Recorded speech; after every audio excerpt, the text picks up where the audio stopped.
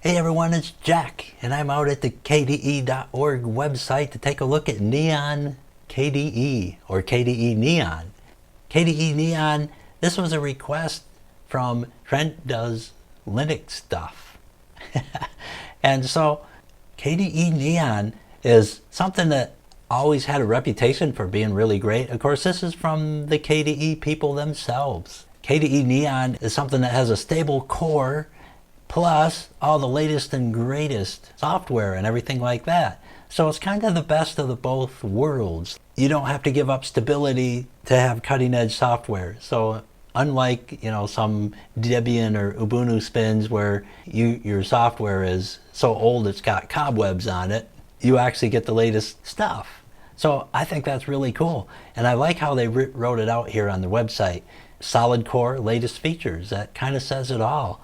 More people than ever expect a stable desktop with cutting-edge features, all in a package which is easy to use and ready to make their own.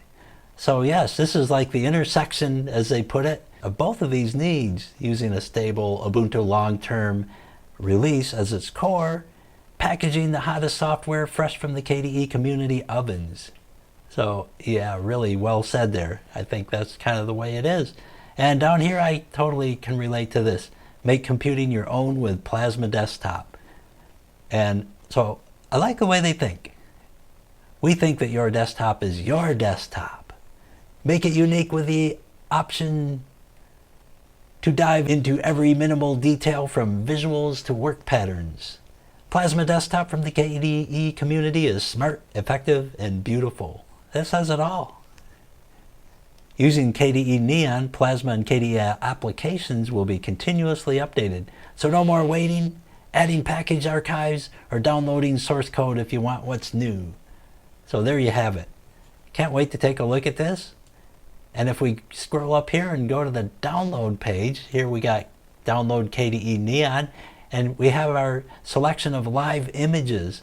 The one we're interested in is the user edition. This is the latest officially released KDE software on a stable base, and it's ideal for everyday users.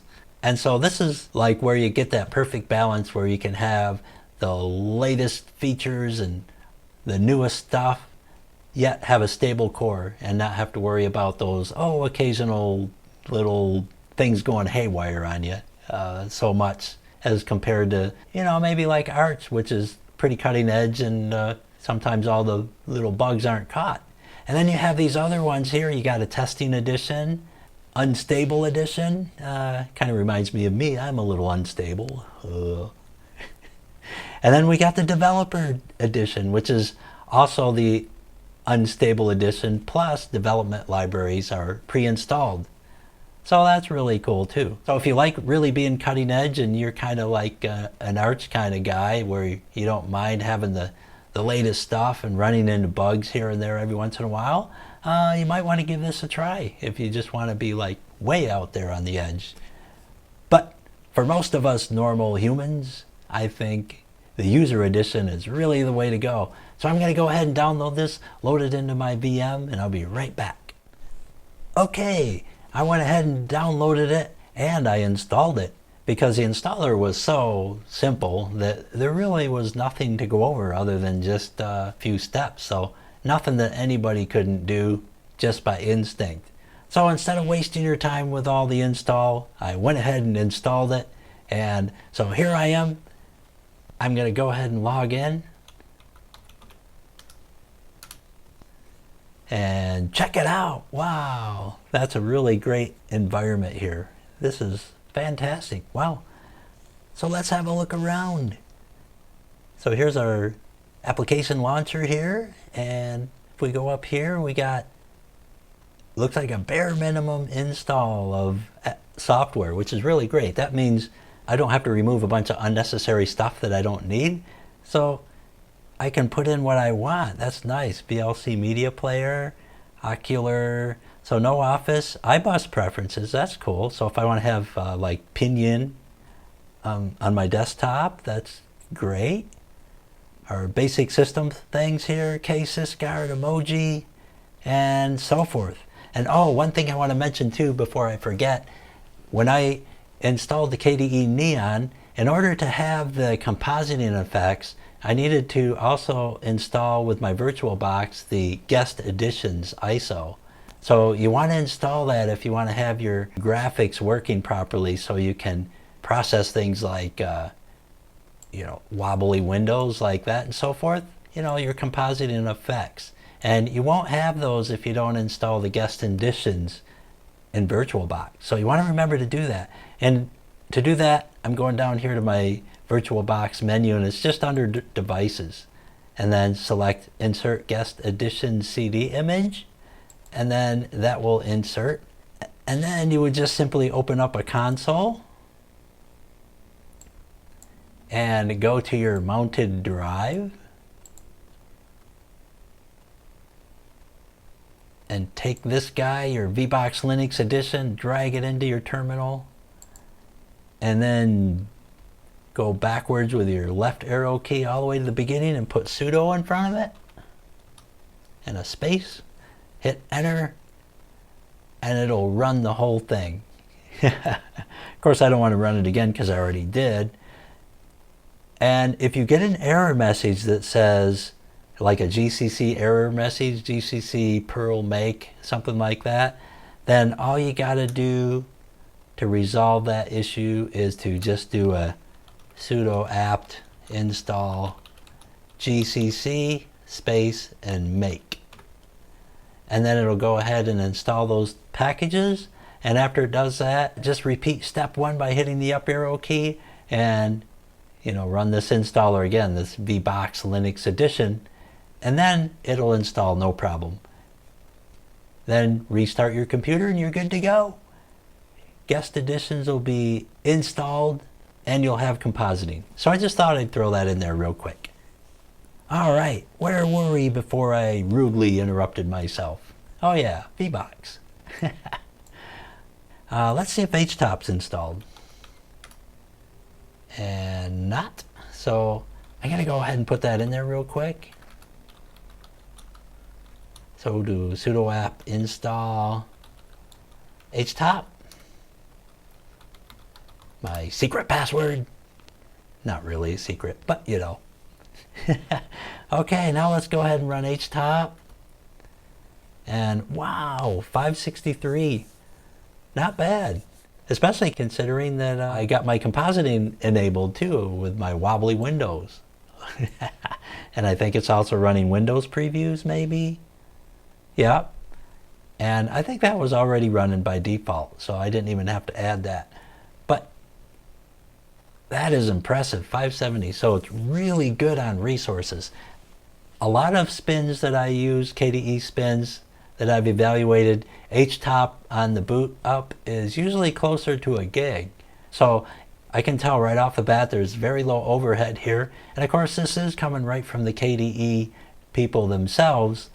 So you got to know it's going to be optimized very well. Very impressive. Great. So I'm going to go ahead and F10 out of there. And let's see what else we got here.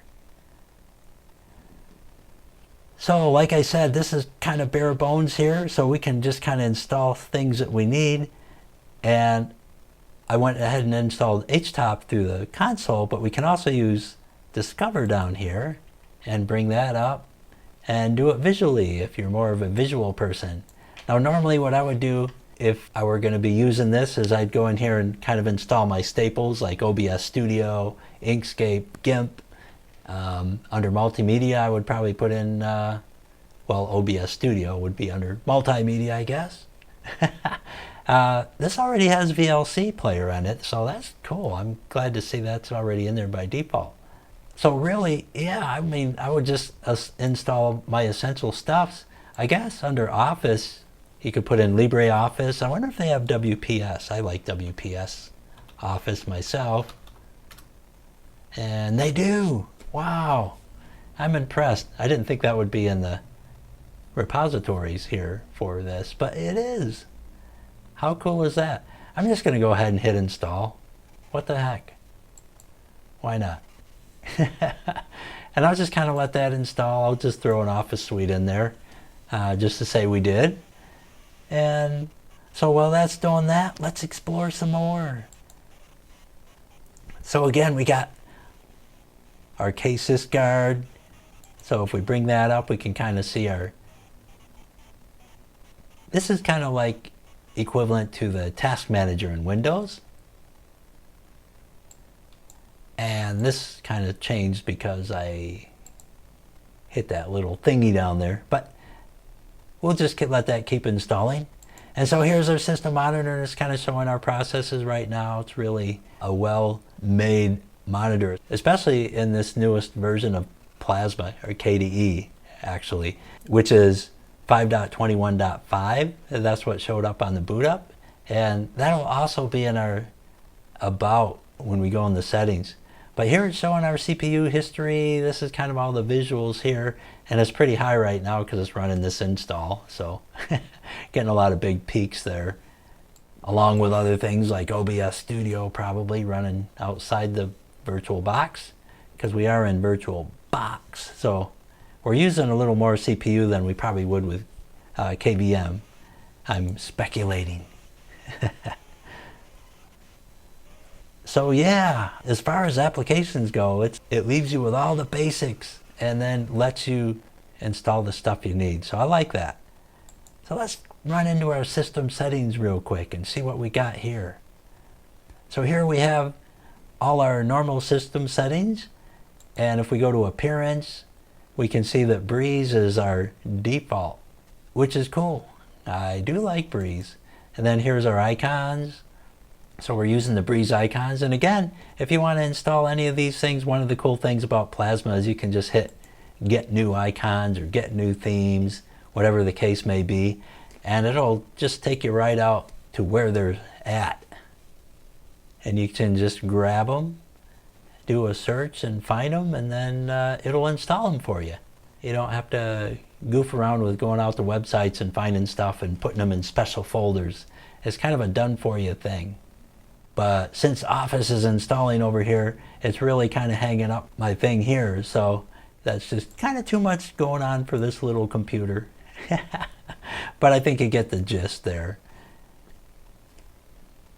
And so, yeah, we got all our usual settings, and here's our user settings. So if you want to change your avatar, you can do that right here. Just hit this guy and take your pick. I kind of like the fish. I'm going to go with that. It kind of looks like me. Oh, by the way, just bumping myself up a little bit here so we can kind of see underneath here. That's better. Okay. So, and I'm also administrator, so that's good. That's kind of where I want to be, but that's where you would change your account type if you wanted to maybe demote somebody to standard or promote them to administrator. And then we have our usual, again, you know, these are all pretty normal. Workspace behavior is where you go if you want to set your desktop effects. And as you can see, there's tons of different effects in here. Other than the wobbly windows, I just stuck with the defaults on here. So just out of the box, it's really set up the way I like it in that respect. And then we got accessibility, online accounts, connections, settings, firewall, input devices. I like to go in here and turn on the num lock. Typically by default, that's leave unchanged. So I got it here at turn on. That's always an important thing to do. And if you're left-handed, you can go in here and set it to left-handed mode. Then game controller and touchpad support. And then here, display and monitor is where you'd go if you need to change your resolution. And so that's all good by default. Compositor is turned on by default. So typically I just leave this at its default settings. But if for some reason you got older hardware and the compositing effects are too much for it and it's slowing you down, you can just uncheck that box, and then that'll get rid of all the effects like the drop shadows and the wobbly windows and all that, and your computer will run a lot faster. And then here's our audio settings. I believe it's using Pipewire, and that's always a good thing. And our power settings, I got this cranked up to 30 minutes. By default, that was at 10 minutes. So, yeah, that's how it is with that guy. And then KDE Connect, so if you got an Android smartphone, then you can kind of connect with it using that. I've never actually used that, but because I have an iPhone. But, you know, it's cool. Printer configuration, which is easy peasy. Here's our system information. So here it's showing that we're running KDE Neon 5.21.5, which is the latest, and our framework 5.82. Qt version is right up there on the current 5.15.2, and then our kernel is running at 5.4. So this is our stable core here. As of the time of this video, the most recent kernel is somewhere around 5.12, 5.13 maybe, but it's kind of right in there somewhere. That's the stability aspect of the KDE Neon, and this is really great. I know I got an older computer that's running a Sony Next Window touchscreen driver, and that's almost impossible to get for Linux. It's really something that was made for Windows. However, there's a GitHub project where you can download this Next Window and you can compile it, and it took me forever to come up with a set of steps to make it actually work. But I did. I was kind of proud of myself. And so, but the thing is, when you compile it, it compiles to the kernel that you're using. And so if you're running Arch and the kernel is constantly updating to the next version, well, then it stops working and you can't use your touchscreen. And so you got to recompile it and go through all those steps all over again, which is not exactly fun. So I can see where this situation, having the stable core where the kernel is going to stay pretty consistent for a while, would be nice, especially on hardware like that. Save me a little bit of updating on that touchscreen driver. So anyways, babbling. And then of course our updates by default are set to manual. If you're installing this for somebody that you can't really give a lot of overhead to, maybe it's your dear old Aunt Tilly and she lives 50 miles away and you don't want her to get too far behind on updates, you can probably set that to automatic and then it'll just kind of do it all for her, and then you don't have to worry about it, and it's all good. So there we have it, system settings and WPS Office. Let's go ahead and take a look at this. So we'll go in here and it installed just fine. This is the whole Office suite. This is the PDF viewer. Then we have spreadsheets and writer. I'm going to go ahead and launch spreadsheets. And this looks cool. Wow. And a beautiful new install. Do you want to make this your default? Sure. And so there we have it. And WP Office can do everything that Office can do. So it's just, I don't think there's anything you can't do on this that you can't do in Office. So yeah, it's a fantastic Office suite, I think, in my opinion. Actually, I think it's better than Office. I really like the way it backs up better, and it's really great. Can't say enough good things about it. Also down here in our application launcher, this is the default style, but if you want to change and use an alternative, you can right click on the launcher icon down here and select show alternatives, and then you have two other choices. So if you want a traditional Windows 7 style look, you can hit that bottom one, switch it, and there you go, kind of Windows 7-ish, or even like XFCE-ish, but more like Windows 7. So that's neat. Or if you're a Cinnamon user, you know, you could probably relate to the Windows 7 look. And then you can also choose show alternatives and select the application dashboard. This is actually one of my personal favorites. And so then when we go here, it's full screen and it's got this really cool category thing on here. When you hover over it, it switches all the categories and you can see everything in there. Really fantastic. And then you got your favorites over here, which are easily accessible. And of course your login or log out, restart and shut down buttons here. Easy access again. Nice. And if you want to just get right to an app, you can just come up here and just type Or you don't have to go anywhere. Just type on your keyboard like VLC and bam, there it is. So cool and groovy. And widgets. Here you have a tab for widgets. So if you want to install a widget on your desktop or into your taskbar or something, there it is. You can grab a weather widget or whatever and just hit it. And so again, easy access to widgets. And here all the widgets again are categorized, so you can find them a lot easier. And I really like that. They're grouped by utilities, windows and tasks, multimedia, you name it. So this is wonderful. I just love this launcher. I think it's just so cool. So that's one that I like with KDE, and I usually stick with that one. But everybody has their different tastes, and I love the fact that there's 3 different ones that you can choose from that probably meets everybody's taste pretty much. And then, of course, we got our updater here, which is Discover, I believe. So I'm going to just run that real quick. And looks like there's a bunch of updates available. So I'm just going to run that real quick. So I'm going to go ahead and hit Update All. And only a couple packages there, so yeah. And it looks like a restart needs to be required. I think I'm going to hit that because I remember in the Fedora video that I did a few weeks ago from KDE, it was showing a Windows style update on the reboot. So kind of curious if it's going to do that here. So let's find out. Okay, we're going into the reboot. And so I guess we'll see what happens. Oh yeah, there we go, installing updates. But this is different. This doesn't look as Windows-ish as the other one, as in Fedora, so that's cool.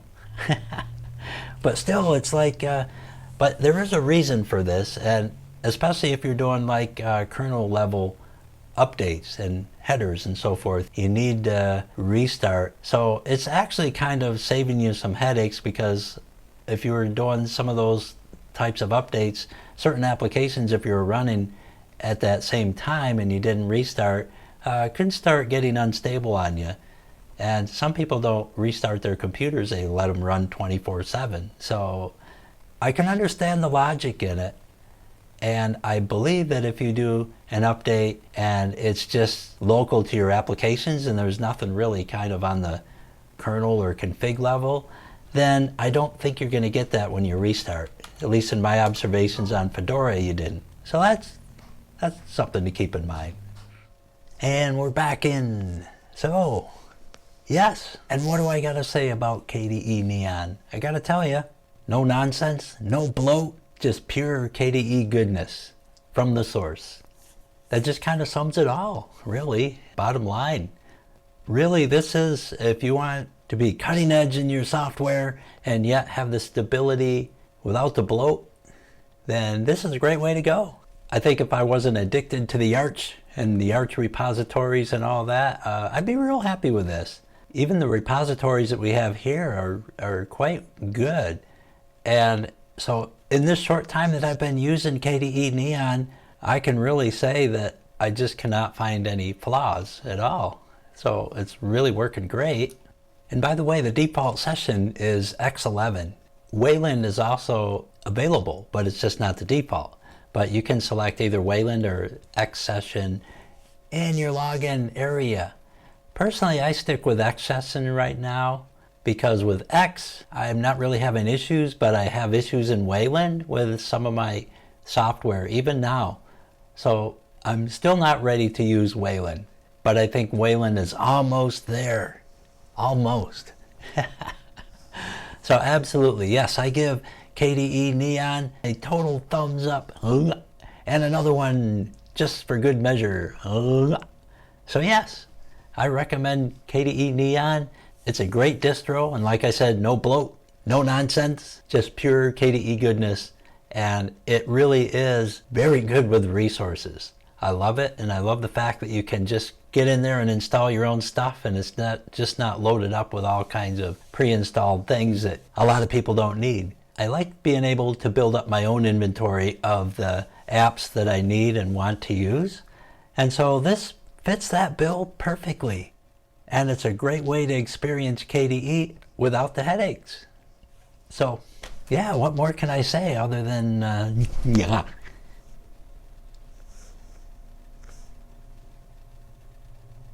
What?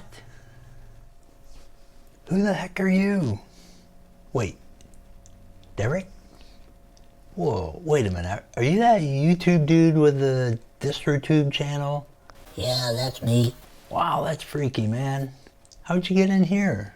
Yeah, well, your door was unlocked, so I thought I'd come and help myself to your fridge. Got a few pot pies and a ham hock. Yeah. Okay, but your hands are empty, so I don't see anything. Yeah, well, I ate them already. Box and all. Ew, the whole thing including the packaging? Yep, go green, man. It's the purest form of recycling. Nothing better than the old pie hole. Fascinating. So, like, is there anything else I can do for you? Yeah, actually there is. Do you think you could slide me $5? Well, yeah, sure. Oh no, I'll work for it. I can rake your yard. $5 is a real deal. Well, it's a really big yard. Well, okay, $4. Man, D, you must have hit some hard times. Yeah, I spent my whole life savings on Bitcoin when it hit 64K. Then I sold it all when it hit 30K. Seriously? Why would you sell it on a dip? That's kind of a dumbass thing to do. I mean, you know, with all respect, of course. Well, I don't want to talk about it. Well, I guess that would explain why you're moving into an office to do your videos, right? What? I said I don't want to talk about it. Yeah. Okay. Now, I'm just messing with you, man. So, hey, I got a better idea. Instead of raking my lawn, how about if you chat with me in a video and I'll pay you well over $3. What do you think? Okay, let's do it. So first, I'm gonna ask you something there, Jack. Obviously you recognized me when I showed up, so you must be watching my channel. So tell me, which one of my videos do you like the best? Well, yeah, they're all good. Yeah, that's it. I don't have a favorite. Come on, I'm not letting you off that easy. Which one made the most impact on you? Well, well, probably the one with the, you know, where you're talking about, the Linux stuff. What? And, hey, that reminds me. Think fast, Jack. You go by the name Derek on your channel, but, you know, what's your real name? Well, I don't share that, Jack. But if you turn off your mic real quick, I'll tell you. Okay, sure. Let me just turn it off. Click. Okay, I turned off the mic. Alright, my real name is Sheldon Plankton. Yeah, you're messing with me, right? I mean, that's from SpongeBob. I wish I was. Do you know how freaking humiliating it is to endure all those school years of ribbing? I mean, seriously, what are the odds that a cartoon character would have my name? Okay, Sheldon. Click. Okay, I turned the mic back on. So, Sheldon, Derek, there's this one question I always wanted to ask you. Okay, lay it on me. Well, we as viewers always see you in your home studio with all your equipment and background and such. What about when you're not making videos? Like, do you have anything that you love to do that's totally not related to Linux or technology in general? Well, Jack, there is. I like to collect antique toilets. Really? No, not really. Actually, my other love is astronomy. No way. Wow. That is really cool. Yeah, I have a fancy Celestron telescope that I can see forever with, man. I like observing the moon and the other planets like Jupiter and Saturn and whatnot. I can even see the moons on those other planets too. How cool is that? Well, so tell me then, like, have you seen anything interesting lately when you're in there looking at it? Well, actually I have. This is one of those reasons I've been out wandering around. Okay, I don't think I'm following you there. Well, you see, the other night I saw something that just flipped my whole reality on its head. Yikes. Please, yeah, do tell. Well, I almost got on my channel to tell the world about it, but I just wasn't ready to deal with it yet. but now I think I really need to get this off my chest. So, well, here's the deal. Okay. The other night, I went outside and the moon seemed extra bright. I wanted to check it out on my telescope, and then realized, wait, there's no moon out tonight. It wasn't the moon. It was a flying saucer. Whoa. No way. A UFO. Wow. So, did you capture it on your cell phone? Nah, I didn't think about it because I was too caught up in the moment. Anyway, when I zoomed in on it with my telescope, I could see everything. And the most scary thing was that all my neighbors and everyone in my town was being lifted up into that ship. What? Yeah, every one of them gone. Well, wait. Let's just think about this for a second. I mean, not that I'm doubting your story, but if a whole town of people just disappeared into a spaceship, don't you think that that would be a big deal? I mean, it'd be all over the news. It'd be on CNN. That just doesn't quite square with me, you know what I mean? Well, it's not that simple. Every one of these people were replaced with exact duplicates. They are duplicated in every detail.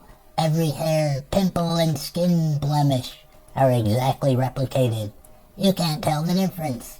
Man, that is wild. But, you know, it seems like relatives and people that are really close to them, wouldn't they notice anything strange? I mean, like, especially if they couldn't recall, like, significant events in their recent past or remember things from their childhood. Somebody would have to catch on, I would think. No, it goes way beyond that. All their memories and every aspect of their personalities have been exactly duplicated too. These duplicates are so perfect that even the duplicates don't know that they're duplicates. They think that they're the real deal. Oh my God, Sheldon. It's Derek. Derek, I don't know what to think about all this. I mean, that's a lot to take in. Well, I'm pretty spooked about it, man. I mean, I'm seriously spooked. Yeah, well, I understand, but, you know, one thing, it just doesn't really make sense to me, though. Oh?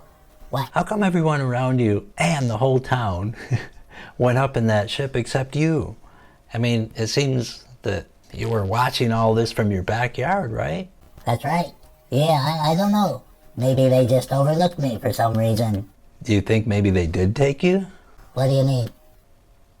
Well, I mean, maybe you were taken along with everyone else and also replaced with an exact duplicate. You know, possible. Well, that's ridiculous. Because I would know if I was a duplicate. No, I'm me. There's no doubt about it. But isn't that what the duplicates would say, though? You were just saying that their memories and personalities and were so perfectly replicated that even duplicates don't know they're duplicates. So how can you be so sure that you're not one? Well, because I know. Or I would remember going up in, one night. What? No, I mean, nah. Impossible. I mean, I don't think so, could I? Wait. Oh my God. I am a duplicate. The aliens got me. Help. Oh my God. Get me out of here. Somebody.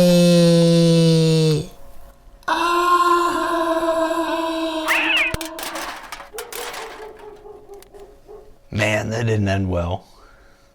Hope it wasn't something I said. Poor guy. Well, I hope he's okay. Despite that big debacle, I guess we'll leave it at that. And I hope this video was helpful to you. I hope you enjoyed it. And if you did, don't forget to hit that big thumbs up. And if you didn't like it, be a rebel and hit that thumbs up anyways. And hit subscribe. Thanks again for watching, and we'll see you next time.